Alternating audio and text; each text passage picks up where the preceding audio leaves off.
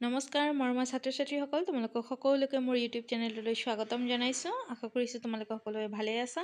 আজি মই তোমালোকক পঢ়াব গৈ আছোঁ পাঠ নম্বৰ 11। পাঠ নম্বৰ 11ৰ নাম হৈছে সঞ্চয়।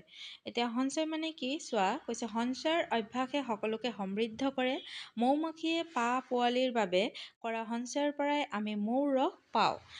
কিন্তু উইবোৰে মাটি সঞ্চয় কৰিলে ইয়াৰ ৰস কম নাইকিয়া হয়। সেয়েহে সঞ্চয় কৰা ডাঙৰ কথা নহয়, সঞ্চিত সামগ্ৰী কেনেকৈ ব্যৱহৃত হয় সেয়েহে গুৰুত্বপূৰ্ণ কথা। দেশ আৰু দশৰ বাবে সঞ্চয় কৰাটোহে লক্ষ্য হোৱা আৱশ্যক। এই পাঠটিৰ মাধ্যমত ভিন্নজনৰ সঞ্চয়ৰ লক্ষ্য আৰু তাৰ পৰিণতি সম্পৰ্কে কিছু কথা জানিব পাৰিবা। এতিয়া নেক্সট কি দিছে চোৱা, কৈছে যে সঞ্চয় কথাটো হৈছে কি, কোনো বস্তু সাঁচি থোৱা। বুজি পাইছা? সঞ্চয় কথাৰ অৰ্থ হৈছে কোনো বস্তু সাঁচি থোৱা। কি কৈছে, উইৰ সঞ্চয়ৰ মাটি কৰকৰা, মৌৰ সঞ্চয় বিচনীখন, উইৰ সঞ্চয়ে মাটিৰ ৰসৰে, মৌৰ সঞ্চয়ত মধু বৰষণ। বুজিছানে? উইয়ে যেতিয়া সঞ্চয় কৰে তেতিয়া মাটিটো কৰকৰা হৈ যায়, কিন্তু মৌৱে যেতিয়া সঞ্চয় কৰে তাত মধু বৰষণহে হয়। বাৰে কৃপনাৰৰ সঞ্চয়ত নিতে, আন্ধাৰ মাথোন চোৰ চাঙত, জ্ঞানৰ সঞ্চয়ে পোহৰ বিলায়, মনৰ নেদেখা কুণ্ঠিবোৰত। এতিয়া তোমালোকে এটা কথা মন কৰিবা, যেতিয়া আমি জ্ঞান লওঁ, জ্ঞানৰ পোহৰে কিন্তু আমাৰ মনৰ এন্ধাৰসমূহ দূৰ কৰে, পোহৰ বিলাই দিয়ে। সেই মনৰ এন্ধাৰত কি কৰে, পোহৰ বিলাই দিয়ে। ঠিক আছে। আৰু তোমালোকে বহুতো অন্ধবিশ্বাস, কুসংস্কাৰ এইবিলাকৰ পৰাও কিন্তু দূৰ হ'ব পাৰা। তাৰপিছত কৈছে চোৱা, পুণ্যটোৱা গংগাজল সাঁচি থলে হয় শান্তিয়নী পবিত্ৰ জল, সোণৰ পাত্ৰটো মহৰ ঘুলিৰ, জল সাঁচি থলে নহয় নিৰ্মল। সাঁচি থোৱাকেই সঞ্চয় নকয়, যদি তাৰে হিত সাধন নহয়।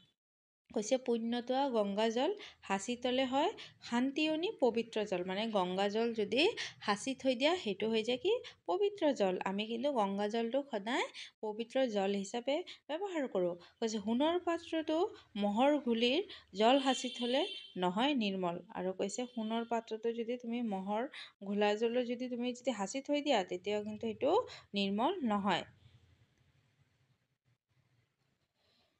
তাৰপিছত হৈছে সাঁচি থোৱাকৈ সঞ্চয় নকয়, যদি তাৰে হিত সাধন নহয়। আৰু চোৱা, এটা লগত ছবিও দি দিছে যে ছোৱালীজনীয়ে কি কৰি আছে, ভাণ্ডাৰত পইচা জমাই আছে, হয়নে নাই? তো ইয়াত ক'ব বিচাৰিছে যে সঞ্চয় কৰাটো তেতিয়াই সাধন হ'ব বা ভাল হ'ব যেতিয়া তুমি সঞ্চয়টো কি কৰিবা, নিজৰ কোনো ভাল কামত বা দেশৰ বা সমাজৰ ভাল কামত ব্যৱহাৰ হ'ব, তেতিয়াই সেই সঞ্চয় সাঁচি থোৱাটো সেইটোৱে সঞ্চয় বুলি কয়। আৰু যিটোৰ পৰা মানে উপকাৰ হ'ব, সঞ্চয় কৰিলে সেই বস্তুটোৰ পৰা তুমি উপকৃত হ'ব লাগিব। এতিয়া চোৱা, তোমালোকে বেংকত পইচা ৰাখা নে নাই? তোমালোকে বা তোমালোকৰ ঘৰৰ মানুহে বেংকত পইচা ৰাখে, সাঁচি থয়। কিয় থয়? যে সেইটো কোনো আপদ বিপদৰ কাৰণে যাতে এইটো কামত লগাব পাৰে। বুজি পাইছা? আৰু এই কবিতাটো কোনে লিখিছে? কবিতাটো লিখিছে নীলমণি ফুকন। ইয়াৰ কবি কোন? এই কবিতাৰ কবি হৈছে নীলমণি ফুকন। ঠিক আছে। ইয়াত কবি পৰিচয় দিছে নীলমণি ফুকনৰ পিতৃ লম্বোদৰ ফুকন। কবিগৰাকীয়ে ডিব্ৰুগড়ৰ পৰা এন্ট্ৰেন্স পৰীক্ষাত উত্তীৰ্ণ হৈ পাছত ক্ৰমে কটন কলেজ আৰু কোচবিহাৰৰ কলেজত অধ্যয়ন কৰি স্নাতক ডিগ্ৰী লয়। তেখেতে ডিব্ৰুগড়ৰ জৰ্জ স্কুলত শিক্ষকতাৰে চাকৰি জীৱনৰ পাতনি মেলে। নীলমণি ফুকনে আলোচনী সাদিনীয়া বাতৰি, পাছত দৈনিক বাতৰি, 9 জুন, শিশু আলোচনী আদি সম্পাদন কৰে। ভাটি বয়সত সাহিত্য সৃষ্টি আৰম্ভ কৰা নীলমণি ফুকনে জ্যোতিকণা, মানসী, গুটিমালি, জীয়ৰী সন্ধানী, অমিত্ৰা, আহুতি, শতধাৰা, মৰাডালৰ কুঁহিপাত আৰু মানস প্ৰতিমা কবিতা পুথিৰ উপৰি চিন্তামণি আৰু সাহিত্য কলা নামৰ উৎকৃষ্ট প্ৰবন্ধ পুথি ৰচনা কৰে। ককা নীলমণি ফুকন নামেৰে পৰিচিত বিশিষ্ট কাৰিকৰী কবিগৰাকীক সৰ্বজন স্বীকৃত বাকপটুতাৰ বাবে বাগ্মীবৰ নামেৰেও জনা যায়। বুজি পাইছে ছাত্ৰ ছাত্ৰীসকল? তোমালোকক মই কি বুজাব বিচাৰিছোঁ? তো মই ধুনীয়াকৈ তোমালোকক কবিতাটো পঢ়াই দিলোঁ। আৰু সঞ্চয় মানে কি? সঞ্চয় কথাৰ অৰ্থ হৈছে সাঁচি থোৱা। আৰু সঞ্চয় কবিতাৰ কবিৰ নাম কি? নীলমণি ফুকন। আৰু মই তোমালোকক ইয়াত থকা প্ৰশ্ন উত্তৰখিনি দি দিছোঁ। তোমালোকে ধুনীয়াকৈ প্ৰশ্ন উত্তৰখিনি নিজৰ বহীত লিখি ল'বা। ঠিক আছে? আৰু কবিতা ফাঁকি ধুনীয়াকৈ তোমালোকে অলপ নিজে পঢ়িবলৈও যত্ন কৰিবা। বুজি পাইছে তো? কৈছে যেনে এক নম্বৰতে দিছে কিন্তু কবিতাটি স্পষ্ট আৰু শুদ্ধ উচ্চাৰণেৰে পঢ়া। আজিকালি জানাই গণোৎসৱত তোমালোকৰ ৰিডিং পঢ়িব দিয়ে, সেইকাৰণে তোমালোকে খুব ধুনীয়াকৈ স্পষ্ট শুদ্ধকৈ পঢ়িব লাগিব। ঠিক আছে ছাত্ৰ ছাত্ৰীসকল, বুজি পাইছা? এতিয়া কৈছে চুৰ চাং মানে চুৰ সোমাব নোৱাৰা কৰিব নিপত্তে ডাঠ বেৰেৰে আবৃত কৰা চাং, তেনে চাঙত গাঁৱৰ মানুহে ধন ৰাখে। কুন্ধি মানে নাৱৰ ভিতৰৰ খোটালি, পুণ্যতোৱা মানে পবিত্ৰ পানী থকা নদী, গংগা, যমুনা, গদাবৰী, সৰস্বতী, নৰ্মদা, সিন্ধু আৰু কাবেৰী। এই সপ্ত নদীক পুণ্যতোৱা নদী বোলা হয়। এই 7টা নদীৰ নামক একেলগে কি বুলি কোৱা হয়?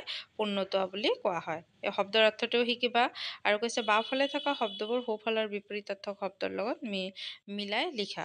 অসাধু পোহৰ জ্ঞান নেদেখা হিত, আৰু সোঁফালে কিছুমান শব্দৰ অৰ্থ দিয়া আছে। এই বাওঁফালৰ শব্দকেইটাৰ অৰ্থ কি হ'ব তোমালোকে এইটো ধুনীয়াকৈ লিখিবা। ঠিক আছে, বুজি পাইছে ছাত্ৰ ছাত্ৰীসকল? ইয়াত আকৌ চোৱা, তোমালোকক অলপ সমাপিকা ক্ৰিয়া আৰু অসমাপিকা ক্ৰিয়া দিছে। ইয়াৰ পৰা কিন্তু ব্যাকৰণ তোমাক দি দিব পাৰে যে সমাপিকা ক্ৰিয়া আৰু অসমাপিকা ক্ৰিয়া বুলিলে কি বুজা। তো কৰ্তাৰ কাৰ্য সমাপ্ত হোৱা নোহোৱাৰ ওপৰত ভিত্তি কৰি দুই প্ৰকাৰৰ ক্ৰিয়া পোৱা যায়, সমাপিকা ক্ৰিয়া আৰু অসমাপিকা ক্ৰিয়া। বাক্য এটাত কৰ্তাৰ কাৰ্য সম্পূৰ্ণ কৰা ক্ৰিয়াক সমাপিকা ক্ৰিয়া বোলে, যেনে আমি ভাত খালোঁ। আনহাতে বাক্যৰ মাজত থকা কৰ্তাৰ কাৰ্য সম্পূৰ্ণ নোহোৱা ক্ৰিয়াক অসমাপিকা ক্ৰিয়া বোলা হয়, যেনে আমি ভাত খাই বজাৰলৈ গ'লোঁ। অসমাপিকা ক্ৰিয়াৰ বিভক্তিটো হ'ল ই, ইয়াৰ, ঐ আদি ৰূপো হ'ব পাৰে। মানে কৈছে যি বাক্যত কৰ্তাই কাৰ্যটো সম্পূৰ্ণ কৰে, কৈছে বাক্য এটাত কৰ্তাৰ কাৰ্য সম্পূৰ্ণ কৰা ক্ৰিয়াক সমাপিকা ক্ৰিয়া বুলি কোৱা হয়। যেনে আমি ভাত খালোঁ, এতিয়া খালোঁ কথাটোহে বুজাই আছে যে তুমি ভাতটো খাইছা বা আমি ভাতটো খাইছোঁ। তো সেইকাৰণে খালোঁ কথাটোৱে কামটো সম্পন্ন হৈছে বুলি বুজাই আছে। তো সেইকাৰণে এইটো হ'ব সমাপিকা ক্ৰিয়া। আৰু কৈছে বাক্যৰ মাজত থকা কৰ্তাৰ কাৰ্য সম্পূৰ্ণ নোহোৱা ক্ৰিয়াক অসমাপিকা ক্ৰিয়া বোলা হয়। যেনে আমি ভাত খাই বজাৰলৈ গ'লোঁ। এতিয়া বজাৰত গৈছে, কি কৰিছে, কামটোতো সম্পূৰ্ণ হোৱা নাই। তো সেইকাৰণে এই খাই কথাটো হৈছে কি অসমাপিকা ক্ৰিয়া। বুজি পাইছা? তো ইয়াৰ পৰা তোমালোকৰ সমাপিকা অসমাপিকা ক্ৰিয়াও আহিব পাৰে, কাক বোলে তোমালোকে ধুনীয়াকৈ লিখি দিবা। আৰু কৈছে মৌ শব্দটো সংস্কৃত মধু শব্দৰ পৰা ওলাইছে। সঞ্চয় কবিতাটিত মৌ শব্দটোৰ মৌ মাখিক বুজাইছে। ঠিক আছে ছাত্ৰ ছাত্ৰীসকল, বুজি পাইছা? আশা কৰিছোঁ তোমালোকে। যদি ভিডিঅ'সমূহ চাই তোমালোকৰ ভাল লাগে, আগৰ ভিডিঅ'সমূহ মই 10লৈকে ভিডিঅ'সমূহ অলৰেডি দিয়া আছে, সেইখিনি তোমালোকে ধুনীয়াকৈ পঢ়ি ল'বা। আকৌ এটা নতুন ভিডিঅ' লৈ তোমালোকক লগ পাম। চবেই ভালে থাকিবা, সুস্থ থাকিবা। ঠিক আছে, থেংক ইউ।